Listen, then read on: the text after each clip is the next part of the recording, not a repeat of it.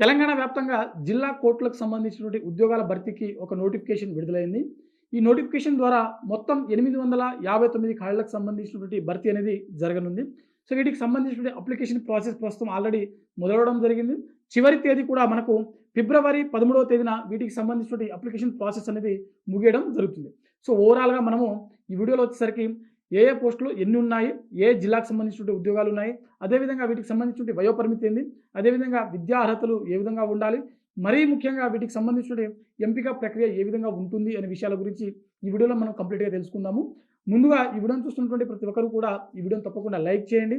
అలాగే మీరింకా సాక్షి education YouTube ఛానెల్‌ని subscribe చేసుకోకపోతే ఇప్పుడే సబ్స్క్రైబ్ చేసుకోండి. అయితే మనకు తెలంగాణ జిల్లా కోర్టులో విడుదలైనటువంటి ఈ నోటిఫికేషన్ ఏదైతే ఉందో, ఈ నోటిఫికేషన్ ద్వారా మొత్తం 859 ఖాళీలకు సంబంధించిన భర్తీ అనేది జరగనుంది. సో, ఇందులో మనం ఒకసారి విభాగాల వారీగా ఖాళీలు ఉన్నటువంటి చూద్దాము. అయితే ఇందులో మనకు ఆఫీస్ సబార్డినేట్ సంబంధించిన ఉద్యోగాలు దాదాపుగా 319 ఖాళీలున్నాయి. ప్రాసెస్ సర్వర్ సంబంధించిన ఉద్యోగాలు 95, రికార్డ్ అసిస్టెంట్ సంబంధించిన ఉద్యోగాలు 36, కాపీస్ట్ సంబంధించిన ఉద్యోగాలు 63, ఎగ్జామినర్ 49, ఫీల్డ్ అసిస్టెంట్ 61, టైపిస్ట్ సంబంధించిన ఉద్యోగాలు 42, జూనియర్ అసిస్టెంట్ సంబంధించిన ఉద్యోగాలు 159, అదేవిధంగా స్టెనోగ్రాఫర్ సంబంధించినటువంటి గ్రేడ్ 3 ఉద్యోగాలు దాదాపుగా 35 ఖాళీలైతే ఉన్నాయి.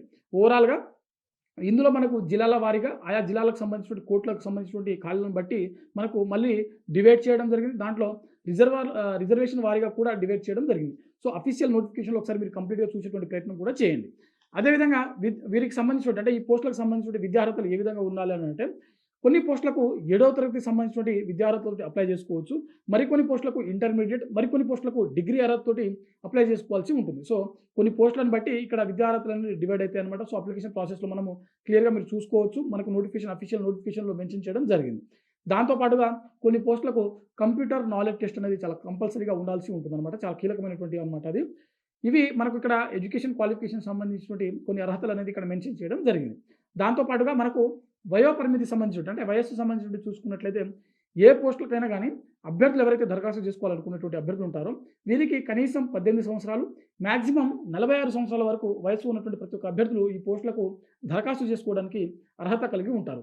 ఎస్సీ, ఎస్టీ మరియు ఓబీసీకి చెందినటువంటి అభ్యర్థులకు, అదేవిధంగా ఫిజికల్ హ్యాండిక్యాప్డ్ సంబంధించిన అభ్యర్థులకు ప్రభుత్వ నిబంధనల ప్రకారం వయో సడలింపు అనేది ఇక్కడ వర్తిస్తుందని చెప్పి చాలా స్పష్టంగా మెన్షన్ చేయడం జరిగింది.